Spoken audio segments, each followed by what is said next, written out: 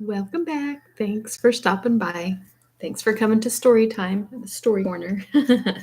um, I, with the time change, I am struggling to get everything done, and I just keep doing this thing at 9:30. So I guess I just do it at 9:30 now, which for most of my children is actually 7:30, and maybe that's a better time. I don't know, but I think I might just have to move it to this time because I've been having such a hard time getting to it at 9. Because if I had like 10 more hours in the day, I would not get done with everything I need to do. So, really been struggling trying to keep up with everything. Anyway, so we're here reading Evelina. We're in volume 3, chapter 11. Before we get started, I'd like to ask, it's fun. What did you have for dinner? Or what are you going to have for dinner? What are you making? What did you make? Whatever time it is you're watching this. So,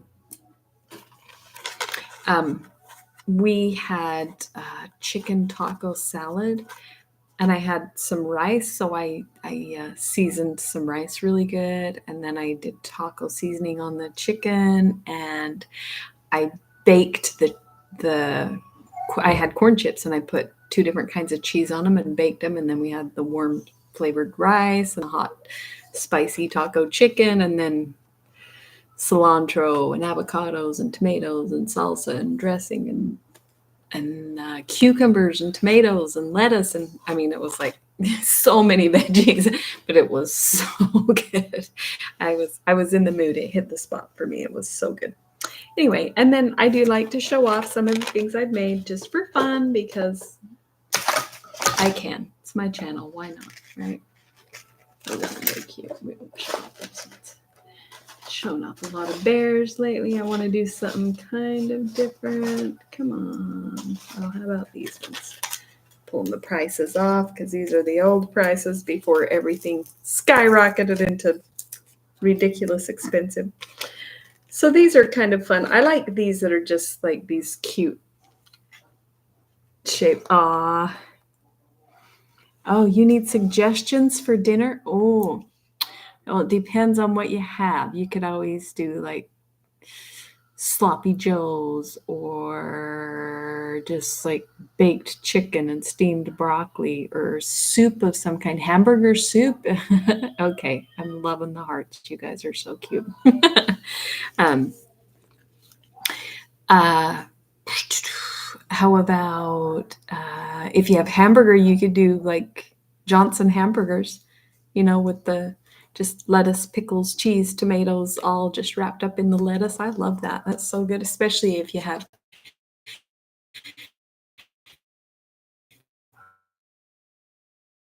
peppers and you saute them and all that kind of stuff. I have no idea what you have for groceries, so hamburger soup is always good. Carrots, potatoes, and hamburger. It's so good. Little batch of biscuits to go with it. Anyway, those are a few suggestions I'm offering. Just in case it helps. Now I'm going to show off some of these cute little earrings. Look at these ones. They're green and brown, but look at these. Like, I don't even know what to call this shape. Swirly. I don't know. They're cute, right? I kind of like that. And they're super sparkly. You can even kind of see in this light how sparkly they are. So cute. And they're not real big. And the thing about these resin earrings that people love is even if they are kind of big, they're really light. Really, really lightweight. So people love them for that because a lot of people like big earrings, but they don't wear them because they don't want it to pull their ears down and make it look like. I heard one lady describe them as cat buttholes because she wore heavy earrings and then her earlobes would get stretched and she'd go get them stitched back shut. Like, oh, that's the Johnson hamburger. Yeah, that's yummy. Well, enjoy your Johnson hamburger. Okay, and then these cute little coffee cups. These are super, super sparkly too. You can see they have the little heart in them, and the heart is actually a hole, like it's a cutout, so you can see that it's cute little hearts, cute little coffee cup earrings. Anyway, okay. All right, so the plot thickens. This book has a lot of twists and turns. It's one of the reasons I like it, is even though it's a way old-fashioned book, it's clear full of surprises. So she finds out that there's this girl new in town that is her father claims as his daughter, but he refuses to claim her, and he abandoned her before she was even born. It's so weird. And then he claims another daughter, like, and who's her mother. It's really weird. So there's this girl that shows up as John Belmont's daughter, and Evelina is John Belmont's daughter, so she doesn't know what to think of that. And then she finds out that the Mr. McCartney, who fell in love with the woman who ended up being his sister because this John Belmont guy had an affair with this Mr. McCartney's mother and had him. So he's Evelina's brother, like it's her half brother. So like all these twists and turns. Now this next chapter, chapter 11, is quite a long one, so I'm only going to do one chapter. I have the kitchen is not clean yet, and I don't want to go to bed with a mess, and I have to do a batch of laundry, and probably at least 2 hours of work for one of my bosses before I go to bed. And it's 9:30 here, so I have a lot to do. So just one chapter for tonight. Now, I turned on some little dog videos for Caden because he was getting into everything and making messes. And if he wasn't making a mess, he wanted me to be holding him, and I had to get some work done. And he is sitting in there like the cutest little zombie you ever saw, just staring at those little dog videos. So you might not see him tonight, just letting you know. Okay. Chapter 11, Evelina in continuation, October 2nd. Yesterday, from the time I received your kind thought, I'm 5 words in and I'm already messing up. Let's start over. Yesterday, from the time I received your kind, though heart-piercing letter, I kept my room, for I was equally unable and unwilling to see Lord Orville. But this morning, finding I seemed destined to pass a few days longer here, I endeavoured to calm my spirits and to appear as usual, though I determined to avoid him to the utmost of my power. Indeed, as I entered the parlour, when called to breakfast, my thoughts were so much occupied with your letter that I felt as much confusion at his sight as if he had himself been informed of its contents. Mrs. Beaumont made me a slight compliment upon my recovery, for I had pleaded illness to excuse keeping my room. Lady Louisa spoke not a word, but Lord Orville, little imagining himself the cause of my indisposition, inquired concerning my health with the most distinguishing politeness.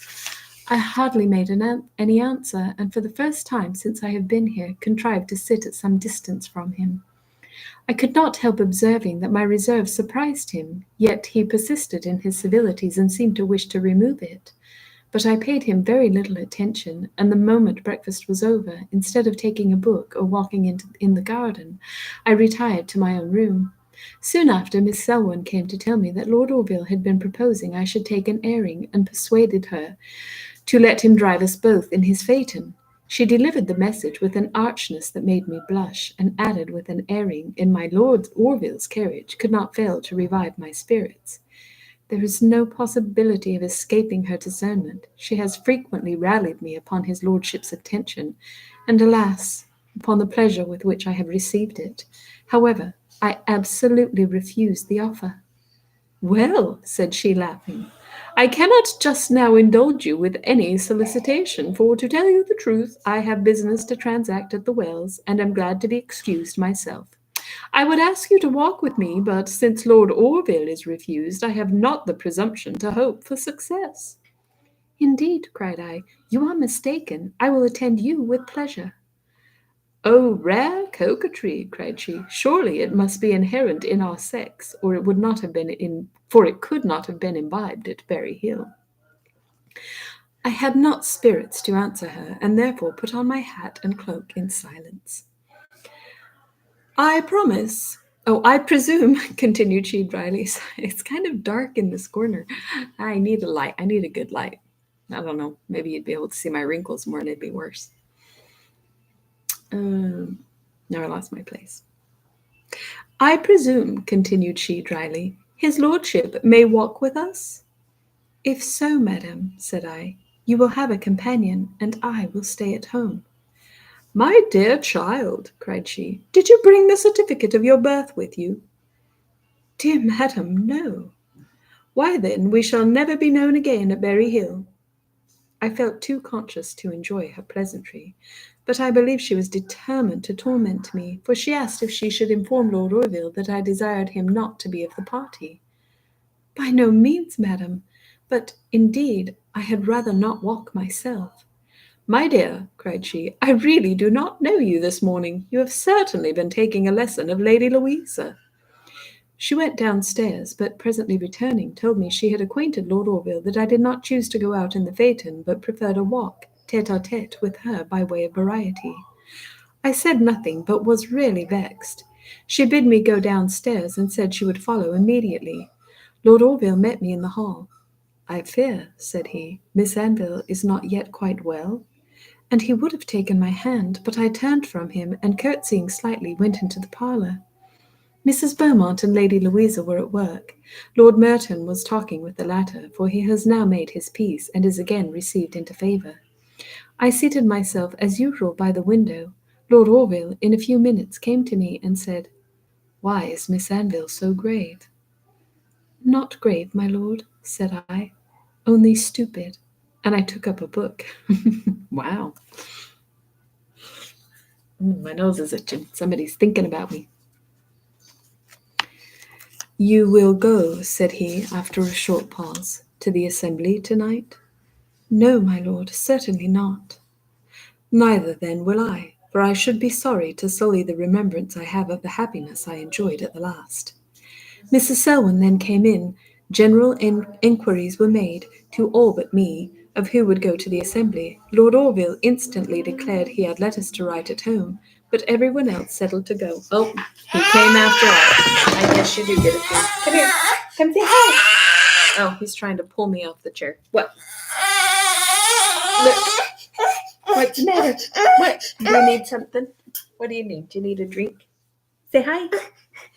Look at the hearts. Look. Tess is sending you some hearts.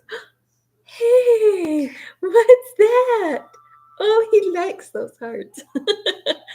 So cute. Look at all those hearts. Oh, Tess is sending you so much love. Dubaya and Tess love you, huh? Mwah. Yes. Oh, and smileys. Look at all the smiles. Oh, hearts and smiles and kisses. Oh, my goodness. Oh. Oh. You're a sweetie.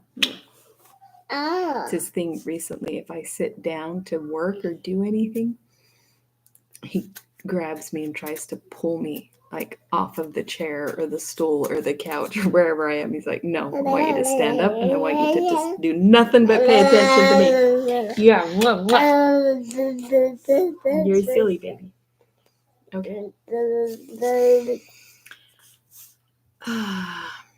I then hastened Mrs. Selwyn away, though not before she had said to Lord Orville, Pray, has your lordship obtained Miss Anville's leave to favour us with your company? I have not, madam, answered he, had the vanity to ask it. During our walk... You're so noisy! During our walk, Mrs. Selwyn tormented me unmercifully. She told me that since I declined any addition to our party, I must doubtless be conscious of my own powers of entertainment, and begged me therefore to exert them freely. I repented 1,000 times having consented to walk alone with her, for though I made the most painful efforts to appear in spirits, her raillery quite overpowered me. Don't rip my book. We went first to the pump room. It was full of company, and the moment we entered, I heard a murmuring of, "That's she." And to my great confusion, I saw every eye turned towards me. I pulled my hat over my face, and by the assistance of Mrs. Selwyn, endeavoured to screen myself from observation. What? You want to get down and now you want to get back up? Are you too darn contrary to do what you please? Huh? Yeah. You just want all my attention, all of it, every bit on you, and nothing else, just you. You're the only one who can have any attention, huh? Is that what it is? Yeah. I love your sweet little face. So pretty, huh?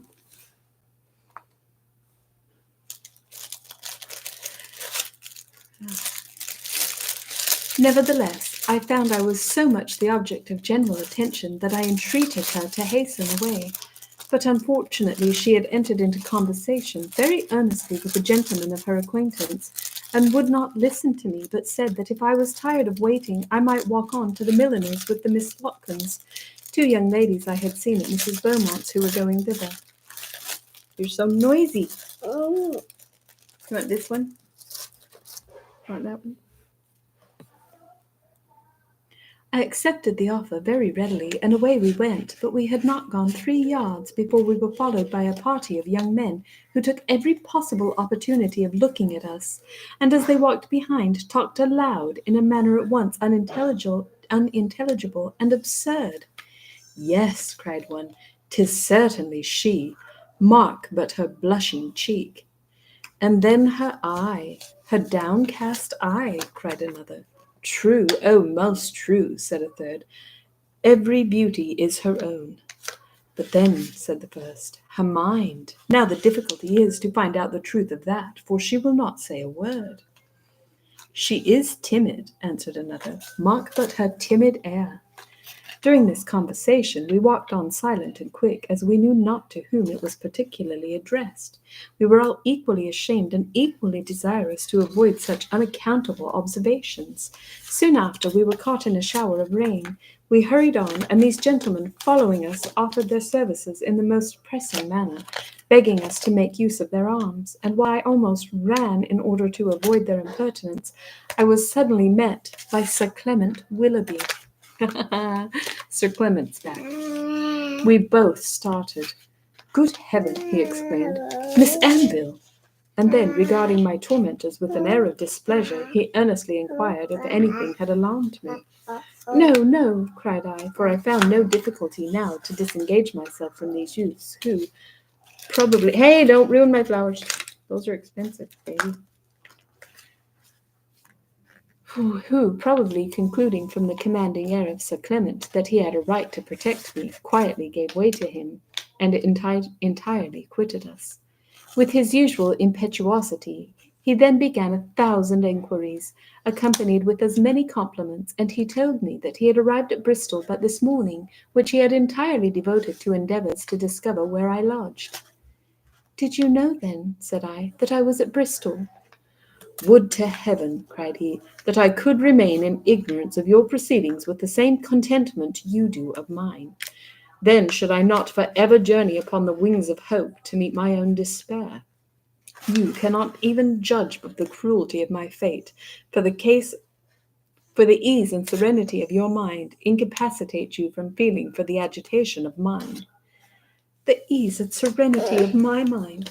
Alas, how little do I merit those words. But, added he, had accident brought me hither, had I not known of your journey, the voice of fame would have proclaimed it to me instantly upon my arrival. Oh! What? You want this one? This one? No? No, I want this one? You do want this one? No? Just put it back. All right. You want this one?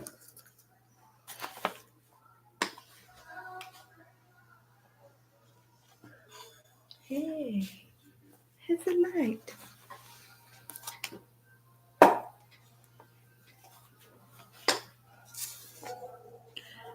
The voice of fame, repeated I.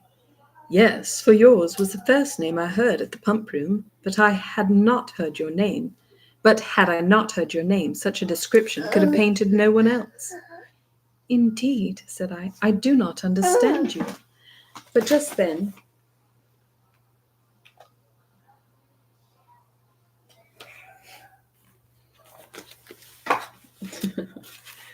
But just then, arriving at the milliner's...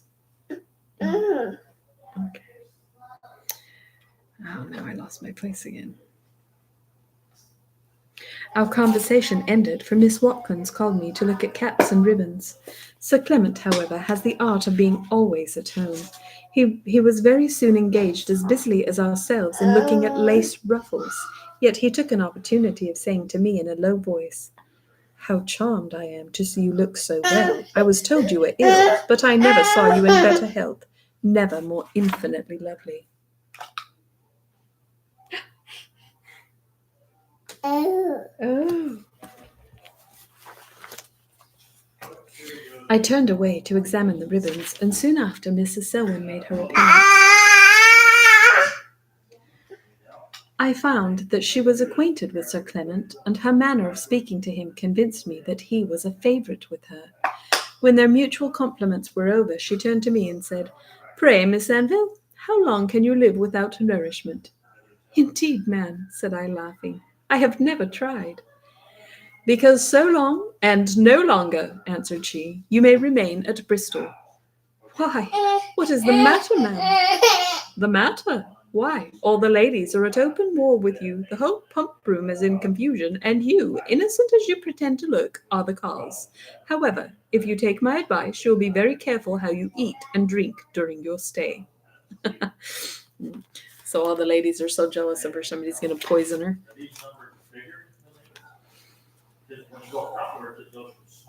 Oh. You're so grumpy. He's pulling on me, trying to get me to stand up. Come on. Nope, you're not happy unless I stand up and carry all these on me. Where are we going? Come. Hey, come say hi. Come say hi. Oh my goodness, that sounds so grumpy. He is trying to pull me right out of my chair. Look, you're so noisy. Say hi. You don't want to say hi. You're so noisy. Should we see if Dad wants you for a minute? I'll be right back. Let me see if Dad will take it. Come on. Now you're going to be happy. You're a stinker. You're a stinker.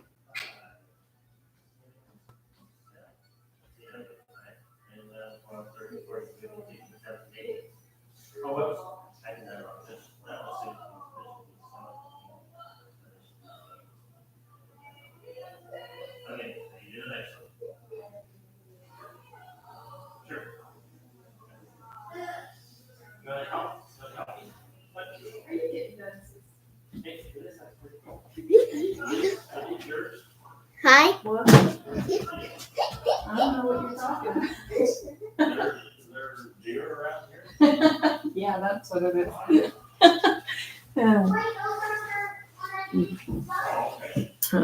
Charles found my secret stash of chocolate. Aw.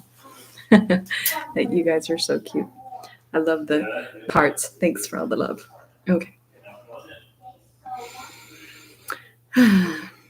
I begged her to explain herself, and she then told me that a copy of Venus had been dropped. Of verses. I need a light in here. Had been dropped in the pump room and read there aloud. "The beauties of the whales," said she, "are all mentioned, but you are the Venus to whom the prize is given." "Is it then possible," cried Sir Clement, "that you have not even seen these verses?" "I hardly know," answered I, "whether anybody has." "I assure you," said Mrs. Selwyn, "if you give me the invention of them, you do me an honour I by no means deserve." "I wrote down in my tablets," said Sir Clement, "the stanzas which concern Miss Anville this morning at the pump room, and I will do myself the honour of copying them for her this evening." "But why the part that concerns Miss Anville?" Oh, you saw Kayla. She is cute. She's doing school. She's been being a stinker lately. And she's really just don't want to do it all day until I get grumpy. And I'm like, it'll take you a few minutes. Let's just get it done. So she's out there doing it with Charles. And then I said, "I'm reading. Could you take Caden?" She came flying in here to poke her head in and say hi. And then she had to go back and finish school. She is cute. She's a sweetheart. I love her so much. Okay.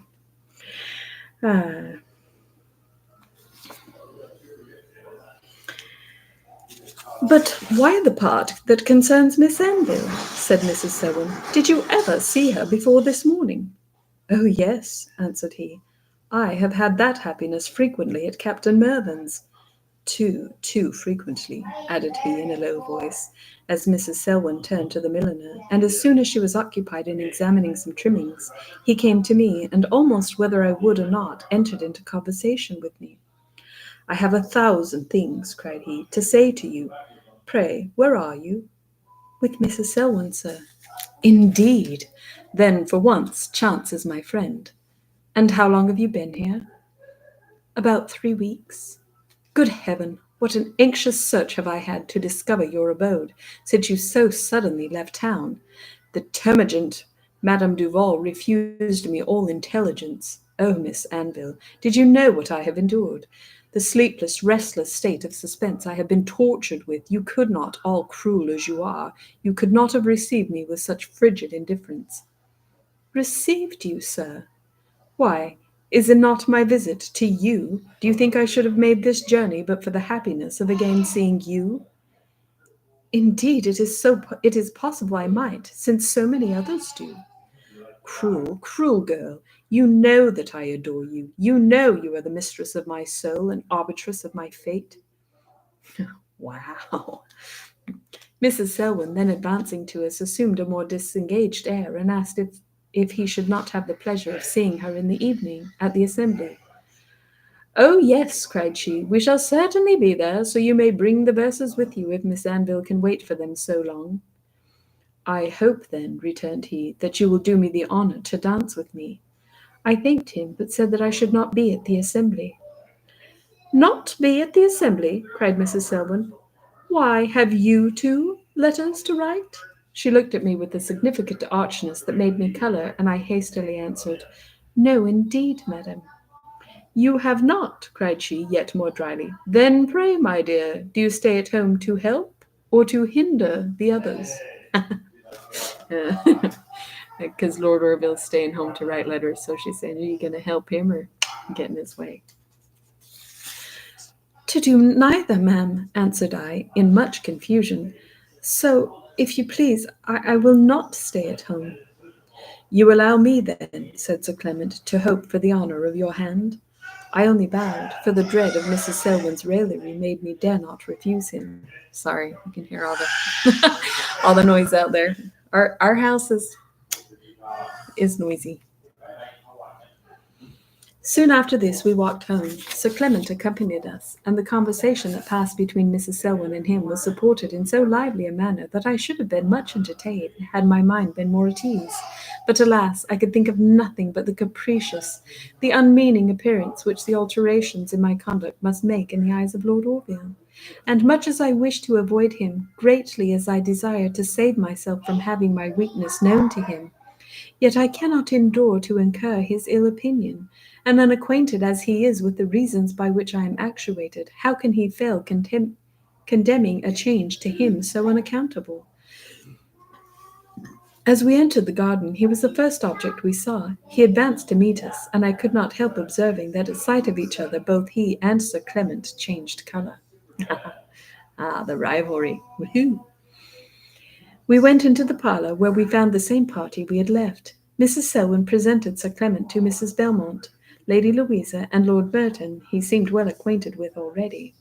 The conversation was upon the general subjects of the weather, the company at the Wells, and the news of the day, but Sir Clement, drawing his chair next to mine, took every opportunity of addressing himself to me in particular. I could not but remark the striking difference of his attention and that of Lord Orville. The latter has such gentleness of manners, such delicacy of conduct, and an air so respectful, that when he flatters most, he never distresses, and when he most confers honour, appears to receive it. The former obtrudes his attention and forces mine. It is so pointed that it always confuses me, and so public that it attracts general notice. Indeed, I have sometimes thought he would rather wish than dislike to have his partiality for me known, as he takes great care to prevent my being spoken to by anybody but himself. When at length he went away, Lord Orville took his seat and said with a half smile, Shall I call Sir Clement, or will you call me a usurper for taking this place? You make me no answer. Must I then suppose that Sir Clement— It is little worth your lordship's while, said I, to suppose anything upon so insignificant an occasion. Pardon me, cried he. To me, nothing is insignificant in which you are concerned. Ooh, wow. He likes her. To this I made no answer, neither did he say anything more till the ladies retired to dress, and then, when I would have followed them, he stopped me, saying, "One moment, I entreat you." I turned back, and he went on, "I greatly fear that I have been so unfortunate as to offend you. Yet so repugnant to my very soul is the idea that I know not how to suppose it possible I can unwittingly have done the thing in the world that designedly I would most wish to avoid." "No, indeed, my lord, you have not," said I. "You sigh," cried he, taking my hand. "Would to heaven I were the sharer of your uneasiness, whencesoever it springs. With what earnestness would I not struggle to alleviate it! Tell me, my dear Miss Anville, my new adopted sister, my sweet and most amiable friend, tell me, I beseech you, if I can afford you any assistance." "None, none, my lord," cried I, withdrawing my hand and moving towards the door. "Is it then impossible I can serve you? Perhaps you wish to see Mr. Macartney again?" "No, my lord." And I held the door open. Oh my goodness. He's mad at me. Uh-oh. Did you fall down? I still had pages and pages. Dada didn't take very care of you for very long, did he? Come here. He's too mad. I'll be back again. Yeah, hello. I'm guessing because you put him down. Oh, thank you. Did you get those pages done? Okay. Hey, little doggy, did you get your school done? I got some done. Good. Okay. There's only like one more page in that packet. I'll come help you finish. Oh, you guys are so cute. Okay, where was I? Is it then? Oh, Mr. McCartney, no.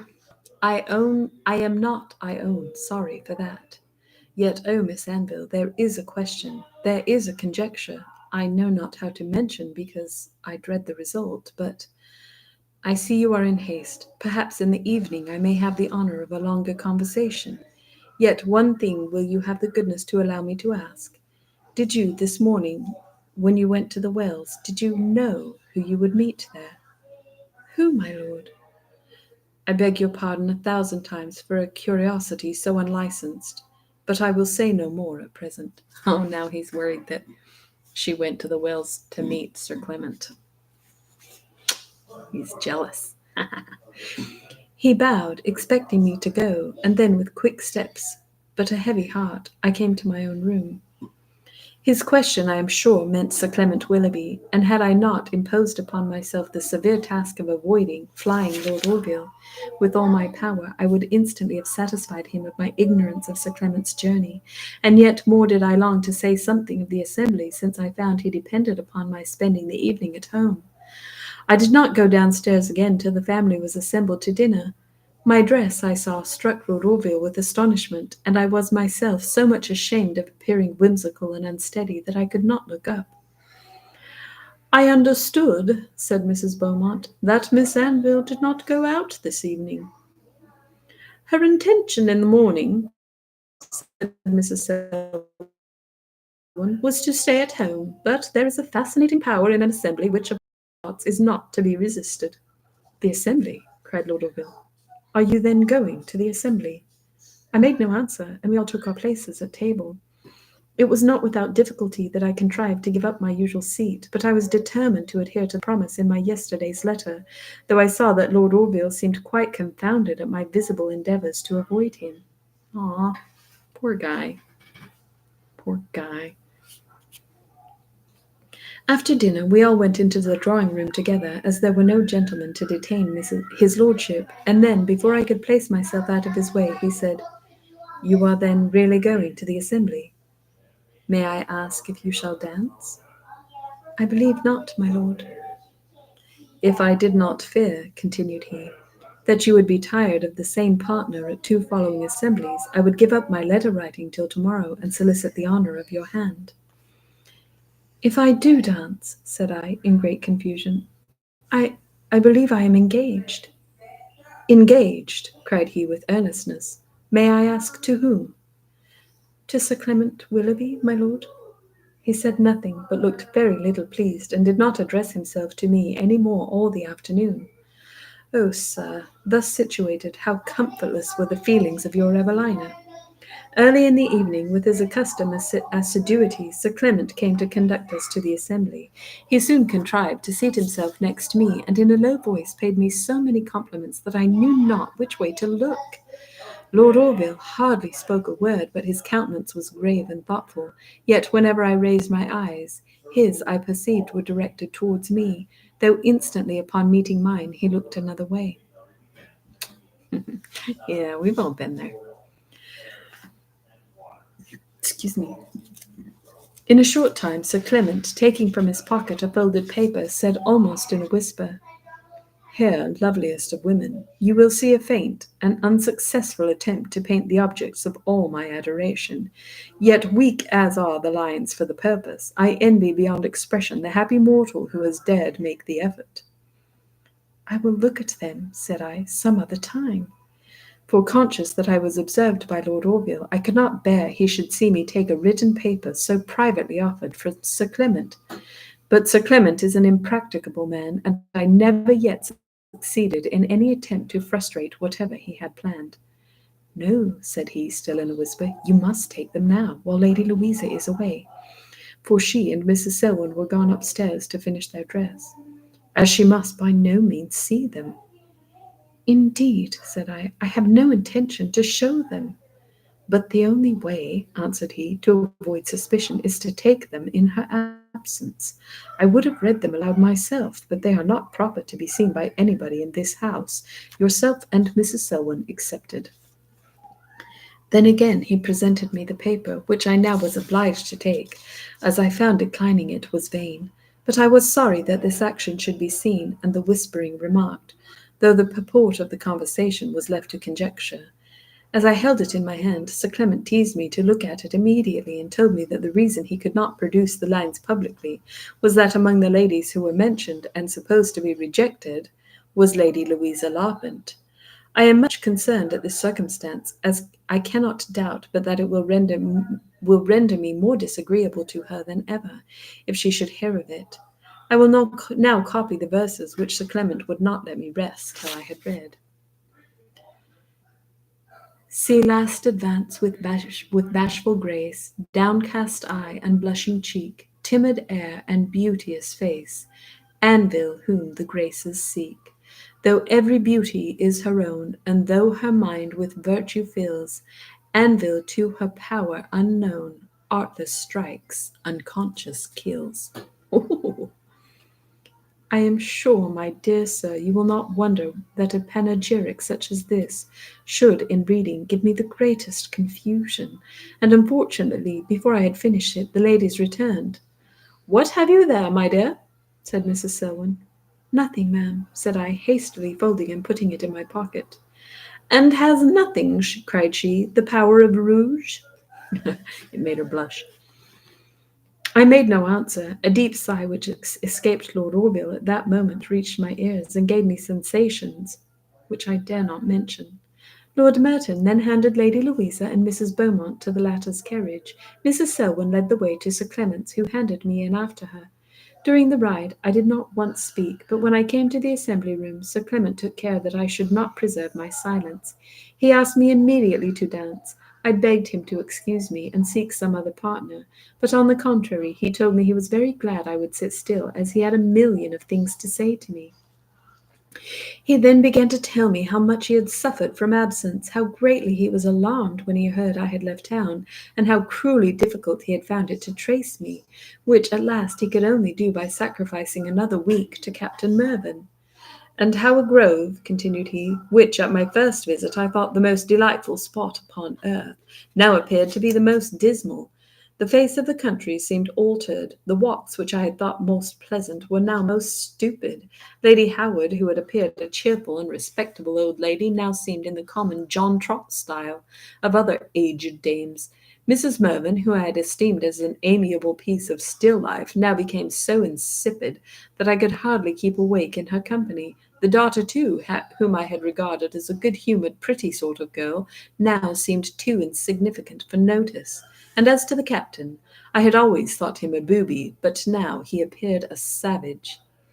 Indeed, Sir Clement, cried I angrily, I will not hear you talk thus of my best friends. I beg your pardon, said he, but the contrast of my two visits was too striking not to be mentioned. He then asked what I thought of the verses. Either, said I, they are written ironically or by some madman. Such a profusion of compliments ensued that I was obliged to propose dancing in my own defence. He came in to let me know that he's still mad at me. When we stood up, I intended, said he, to have discovered the author by his looks, but I find you so much the general lodestone of attention that my suspicions change their object every moment. Surely you must yourself have some knowledge who he is. I told him no.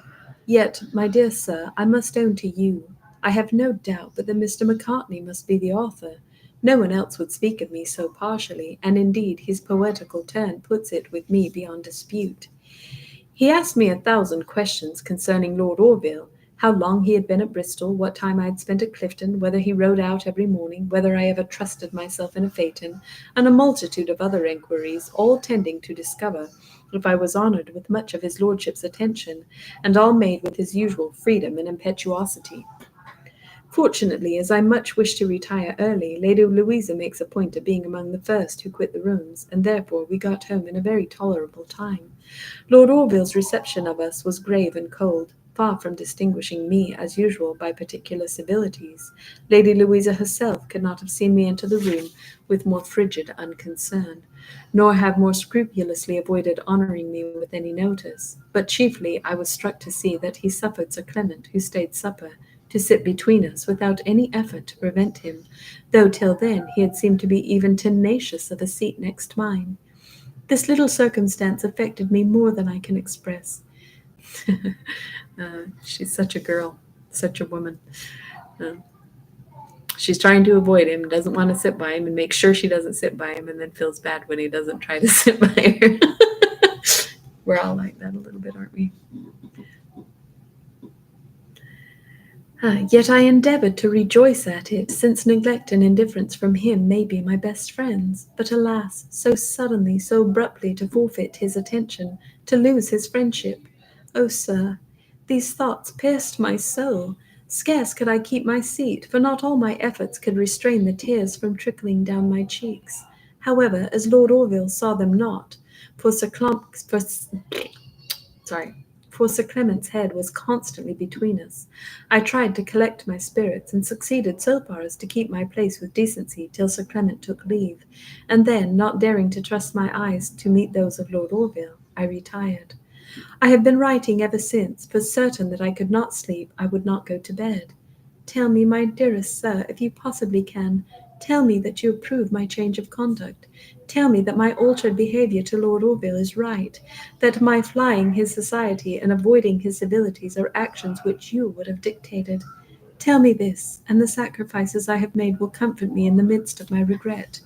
For never, never can I cease to regret that I have lost the friendship of Lord Orville.